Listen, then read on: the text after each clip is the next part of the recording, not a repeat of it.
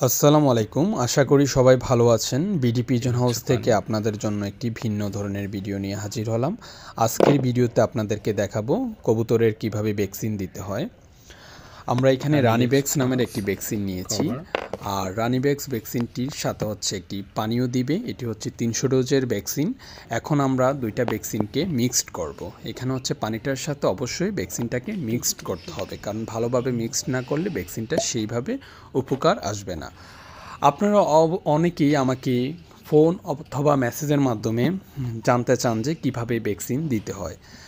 Actually ফোনে সেইভাবে মানুষকে বোঝানো যায় না বা সকলকে বোঝাতে পারি না। সেই কারণে আজকে আপনাদের জন্য একটি ভিডিও তৈরি করলাম। ভিডিওতে আমরা ভ্যাকসিনটা এবং পানিটা মিক্সড করতেছি। এটা মিক্স করার পরে আমরা কবুতরের চোখে বা মুখে দিয়ে থাকব। অবশ্যই একটা কথা মনে রাখবেন যে শীতের আগে বা শীতের পরে অবশ্যই কবুতরকে ভ্যাকসিন দেওয়ার চেষ্টা করবেন, কারণ এই দুইটা টাইমে কবুতরকে একটু কেয়ারফুলি রাখতে হয়, কারণ কবুতর সিজন চেঞ্জের সাথে সাথে অসুস্থ হয়ে যায় এবং সেই সাথে আপনার লফটের সকল কবুতরের মৃত্যুর হার বেশি হয়ে যায়। সেই মৃত্যুর হার কমানোর জন্য অবশ্যই কবুতরকে ভ্যাকসিন দিতে হবে। ভ্যাকসিন দিলে কবুতরের শরীরে একটা অ্যান্টিবায়োটিক ক্রিয়েট হয়। অ্যান্টিবায়োটিক তৈরি হলে কবুতর মৃত্যুর হার কমে যায়। সেক্ষেত্রে আপনাদের নিকটস্থ যে কোনো পশু পাখির ফার্মেসি থেকে ভ্যাকসিনটা আপনারা পেতে পারেন। এটার নাম হচ্ছে রানিভ্যাক্স নামে ভ্যাকসিনটা পরিচিত।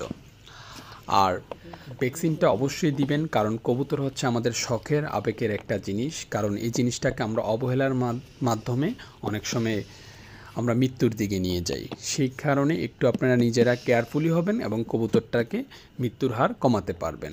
কারণ যে কোনো ধরনের অ্যান্টিবায়োটিক যখন প্রয়োগ করবেন, ভ্যাকসিন যদি আপনার কবুতরকে দেওয়া থাকে তাহলে অ্যান্টিবায়োটিক মেডিসিনটা আপনার কবুতরের শরীরে অনেক ইফেক্টিভ বা উপকারী হিসাবে কাজ করবে।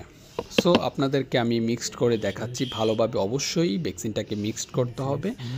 চোখে দেওয়ার আগে চোখে দিতে পারেন বা কেউ চাইলে মুখে খাওয়াই দিতে পারেন। সেই ক্ষেত্রে 2 ফোঁটা দিতে হবে অবশ্যই। আমরা ভালোভাবে ভ্যাকসিনটাকে মিক্স করে নিচ্ছি, তারপরে দেখাবো কিভাবে কবুতরের চোখে ভ্যাকসিনটা দিতে হয়। আরেকটা কথা অবশ্যই মনে রাখবেন, দেওয়ার পরে ভ্যাকসিনের যতটুকু থাকে সেটা অবশ্যই আপনার বাসা থেকে দূরে বা মাটিতে পুঁতে ফেলতে হবে, কারণ এটা হচ্ছে একটা লাইভ ভ্যাকসিন। এটা যদি কোথাও পড়ে যায় বা পড়ে থাকে তাহলে এটা থেকে অন্য ধরনের জীবাণু তৈরি হতে পারে। সেই ক্ষেত্রে অবশ্যই আপনারা ভ্যাকসিনটাকে দূরে ফেলে দিবেন। আর সবাই অবশ্যই আপনার শখের কবুতরের প্রতি যত্নশীল হবেন। নিজে সুস্থ থাকবেন, ভালো থাকবেন এবং কবুতরকে ভালোবাসুন। আল্লাহ হাফেজ।